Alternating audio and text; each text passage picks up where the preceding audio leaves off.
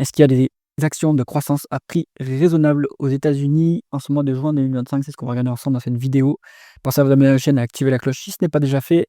On commence avec les paramètres du screener GARP. Alors, on prend les cotations principales d'entreprises qui se négocient aux États-Unis et qui sont états-uniennes.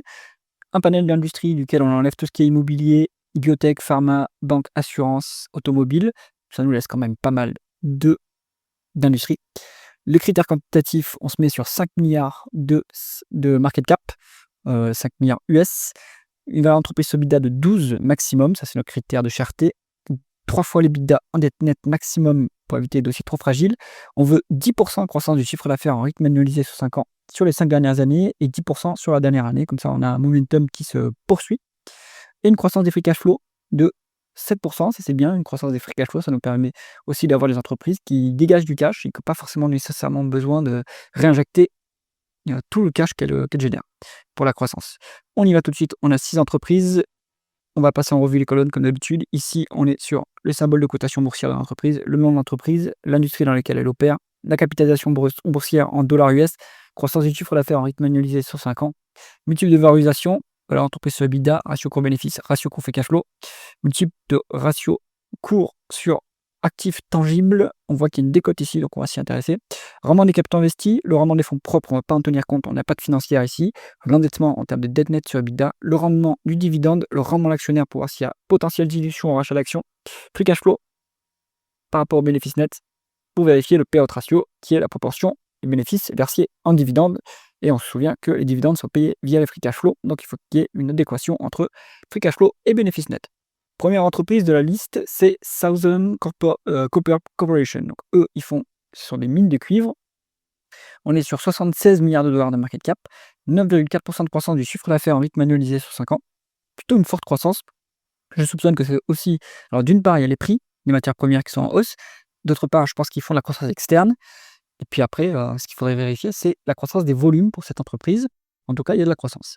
On est sur une valorisation qui est raisonnablement un peu chère quand même. 11,6 en VE sur EBITDA, c'est limite.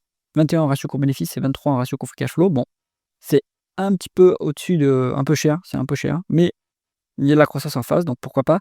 Un rendement des capitaux investis à 22,5, ça c'est quand même très bien parce que c'est une industrie qui est très intensive en capital, donc on a une très bonne rentabilité. Ça c'est bien. 0,5 fois en termes de dette nette sur EBITDA, donc pas trop endetté. 2,9% de rendement du dividende, ça c'est intéressant. Il y a potentiellement la dilution, ou en tout cas il y a des actions qui sont mises en circulation, donc est-ce qu'elles sont sorties de l'autocontrôle ou est-ce qu'elles sont nouvellement créées? Il faut vérifier ça. On a un payout ratio à 43%. Bon, en réalité, on est à 45-50%. Bon, c'est soutenable, hein, c'est soutenable. Donc, bon petit dossier pour s'exposer aux métaux. Toujours dans les métaux, on est sur Newmont Corporation. Donc, eux, ils produisent des métaux assez diversifiés. On est sur 64 milliards de dollars de market cap, 13,9% de croissance du chiffre d'affaires en rythme annualisé sur 5 ans, bonne croissance. Et là, les multiples, c'est autre chose. Hein. On n'est pas du tout cher payé ici. On est value sur le multiple de VE sur EBITDA. Bon, sur les autres multiples, non, mais bon, on n'est pas très cher non plus. Hein. 13,2 en VE en ratio court-bénéfice, 15 en ratio court free cash flow. C'est pas si cher payé. 13,2% de rendement des capitaux investis, aussi une bonne rentabilité. Donc ça, c'est pas mal. 0,3 fois l'EBITDA en dette nette. Pas trop de dettes sur le dossier, ça c'est bien. 1,7 en rendement du dividende, ça c'est pas très généreux, mais on a des rachats d'actions. 4,3% de rendement de l'actionnaire. Il faut vérifier si les actions rachetées sont annulées. Mais vu le montant de rachat d'actions, je pense qu'ils en annulent quand même une bonne partie. Hein. Donc c'est pas mal. 22,5 en termes de payout ratio avec des free cash flow un peu plus bas que les bénéfices nets, mais bon, on est bien en dessous de 50%. Donc après, je pense qu'ils utilisent les free cash flow plutôt pour faire des rachats d'actions plutôt que de les verser en dividende. Hein. Donc il faut voir quelle est la proportion de free cash flow utilisée pour ces rachats d'actions. Bon petit dossier également, hein, à aller vérifier pour s'exposer aux métaux. Attention, c'est cyclique quand même, hein, c'est les dossiers métaux. Hein. Avant de continuer, si jamais vous cherchez des supports d'investissement passifs et performants, cliquez sur le lien en haut à droite de l'écran. Et on va continuer tout de suite avec AngloGold Ashanti. Donc eux, c'est plutôt des mines d'or, hein, mais ils font aussi tous ceux qui font de la mine d'or, d'argent, etc. Ils ont ce qu'on appelle des byproducts, donc des produits secondaires qui sont après du fer, du cuivre, etc. Donc en fait, finalement, ils sont plutôt assez diversifiés en termes de métaux. 26 milliards de dollars de market cap, 10,5 en termes de croissance du chiffre d'affaires en rythme annualisé sur 5 ans. Toujours une bonne croissance également ici. 9 fois en VE sur EBITDA, c'est pas trop cher payé. On est à 7,6 en PE et 20 en price to free cash flow. Bon, c'est quand même raisonnable, hein, surtout pour les boîtes américaines. Alors, les boîtes américaines, en général, sont bien mieux valorisées que les boîtes françaises. et européenne. Donc ici, c'est pas si cher payé que ça non plus. On a 13,5 en rendement des capitaux investis. Bonne rentabilité pour un business intensif à capital. Le bilan est presque clean, 0,2 fois les EBITDA en dette nette, donc ça c'est bien. 1% de rendement du dividende et 2,30 en rendement d'actionnaire. Est-ce que ces actions sont annulées? Il faut les regarder. On est à 42,5 en payout ratio avec des free cash flow un peu plus bas que le bénéfice net, en dessous de 50%, donc c'est soutenable à ce niveau. Encore un autre dossier qui peut être intéressant si on veut s'exposer aux métaux. Ensuite, on est sur Owens Corning. Donc eux, ils font des produits de construction. Il faut aller voir spécifiquement quel produit de construction.